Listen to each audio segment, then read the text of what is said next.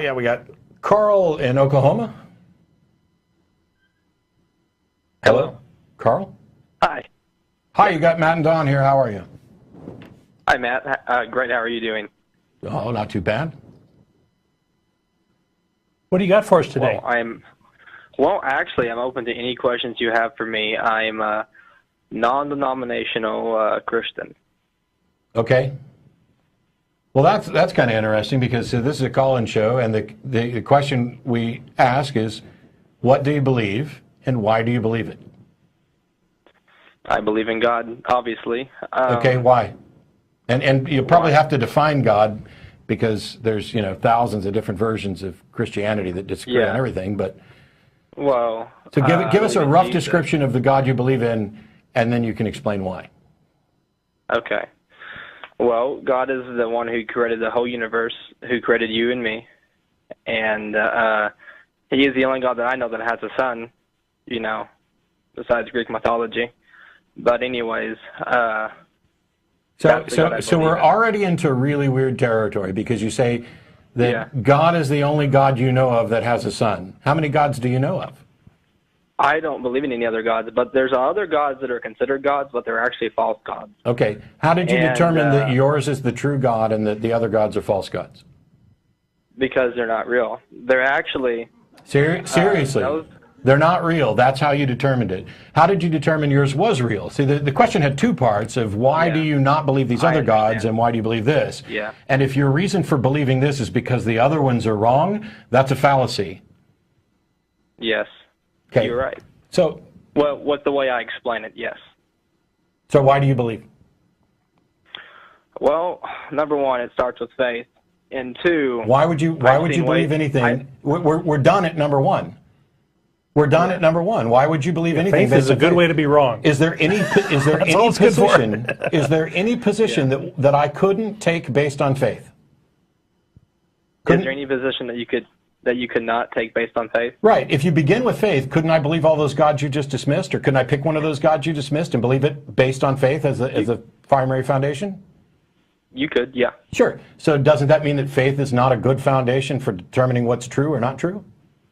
Not so. That's not what it means. So faith can be used to both believe a true thing and a not true thing, and you think that this doesn't demonstrate that faith is an unreliable path to truth? Well, the Bible says that faith pleases God. Jesus said to Thomas... I asked a different question. I don't know why you're going to the Bible at all. We're talking about the foundations of epistemology here, about how we determine what is likely to be real. And if your method, your primary method of faith, can lead you both to something that is true and something that's not true, then doesn't that mean that faith is an unreliable path to truth? No. I don't understand. If I can flip a coin to make a decision and it can lead me to the correct decision and an incorrect decision, doesn't that mean that flipping a coin is an unreliable path to the correct decision? Okay, so... That was a yes or no question. If you turn your phone... That was a yes or no question. Okay, what was the question again? If I can flip a coin, and based on its outcome, it can lead me to a correct decision and an incorrect decision, doesn't that mean that flipping a coin is an unreliable method to reach the correct decision? True. Okay. Substitute the word faith for coin and answer the same question. Because you've already acknowledged that faith can lead you to Yahweh and can lead me to Zeus or any of 100 other gods.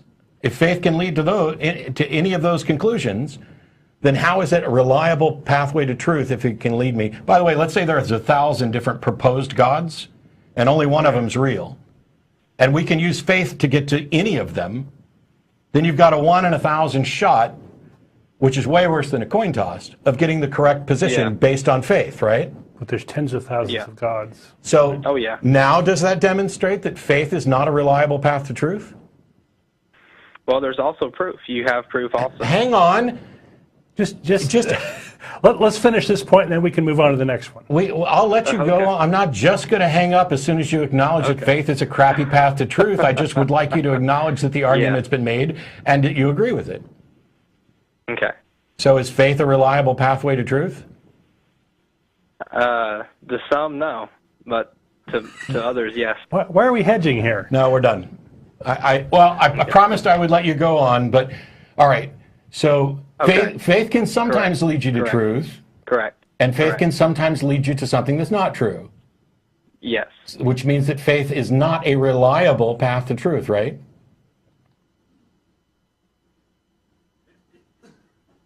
You can't just rule faith out like that, though. The fuck you can. Okay. I'm sorry that logic. I'm let me sorry ask you that one question, I'm though. sorry that logic demolishes your position, but that's not our problem. The problem I'm having now is that when you've been exposed to a syllogism, to a illogical position that shows that your foundation is flawed, instead of acknowledging it, you want to come up with an ad hoc, you can't get rid of faith that way. It's dishonest. It's incredibly dishonest to have your position demonstrably shown to not be reliable, and you acknowledge this and then want to try to rehabilitate it. Now, you're welcome to make an argument for faith is reliable, why faith is reliable in your case. But if you aren't willing to acknowledge that faith isn't reliable generally, then I don't know how we continue. Any one-sided argument sounds good if it's one-sided. I haven't got to speak yet. Oh, you're wrong. Any one-sided argument doesn't sound good. You presented a one-sided argument and we demolished it. Now you can go on to present another one-sided argument because you said we begin with faith, and faith is not a reliable pathway to truth.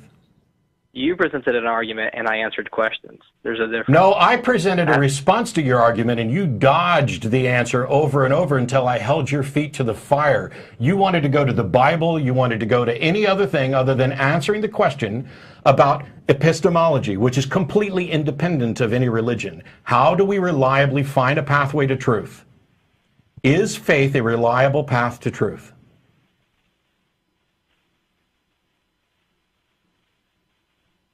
That was a question for you. Is faith the reliable path to truth? I didn't say the, I said a, but I'll go with either one. Okay. Not always. Okay, do you understand what not always means? Sometimes, and sometimes it does. So therefore, it's not reliable, right? So then it's not reliable, right? Yeah. Yeah, thank you. Next. Sometimes we got to parse the sentences here. Jesus. Hey, listen to me though. Listen to me though. If you turn on your phone, My phone's on. It turns on. Okay, but why do you think the phone will turn on though? Why do Because it did the last 10 million times you turned it on. Yeah. But how do you know for sure it's going to turn on? You don't know for sure. You don't know anything for sure. When I push the button, what do you have? Carl, when I push the button on my phone, I'm not in any way saying I know for sure this phone will turn on. Because you know what? Sometimes it doesn't. What I'm saying when I push the button on my phone is I have a reasonable expectation of how likely my phone is to turn on based on how many times in the past it has turned on and how many times it hasn't, and that the world continues to be roughly consistent. But I'm not expressing absolute certainty at all. I am apportioning my confidence level in something to the evidence that supports us. This is what Hume taught us about epistemology. The wise man proportions his belief to the evidence. So you want to use this example of how do you know your phone's going to turn on? Well, I'm not saying that I know my phone's going to turn on if you require absolute certainty. What I'm saying is, based on all the information I have, there's a very strong likelihood that my phone will turn on. And you know what? When it doesn't turn on, I don't go, it's a miracle. God must have done it. I go, damn, the battery must be dead. There must be something wrong. There's also an equivocation going on here. You know, when we're talking faith, we're talking belief in something without sufficient evidence. If you've got evidence, present that. You know, if you've got a solid reason, faith is the reason people give when they don't have good evidence. Yeah, there's no faith involved here. As a matter of fact, we can take my phone and we can put it in a laboratory setting and we can turn it off and we can turn it on and we can do this over and over again and we can determine how reliable this phone is, plus or minus some error percentage, and that is how confident we should be in the reliability of turning the phone on. Phones exist, on-off Here's buttons a question. How many times have we demonstrated that a God actually exists? We haven't demonstrated yet.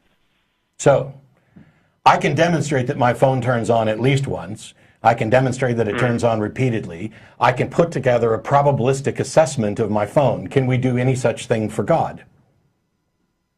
You're comparing natural things with supernatural things. No, so they don't I go asked together. a question. Can I do any such thing for God? What was the question again?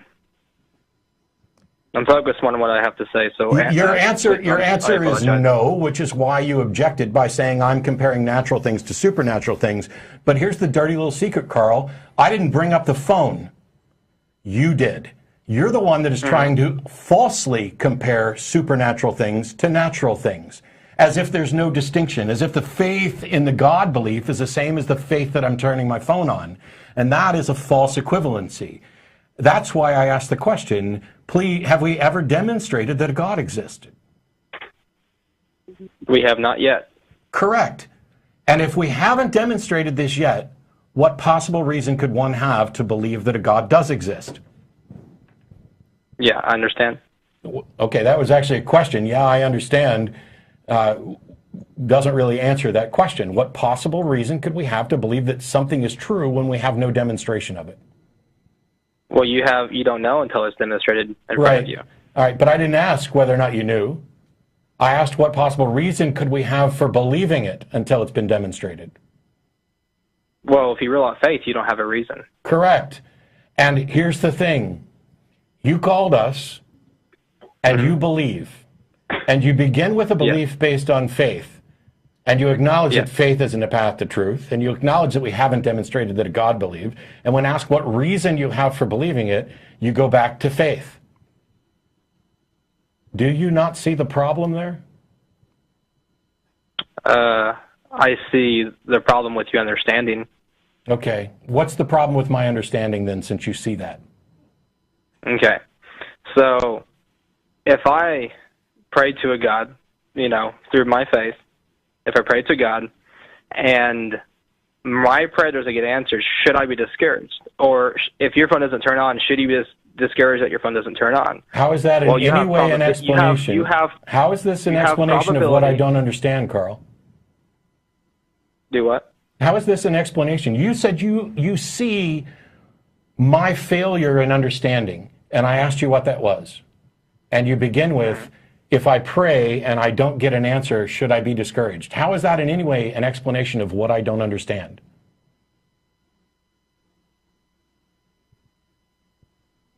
Yeah. That's what I thought. Thanks, Carl.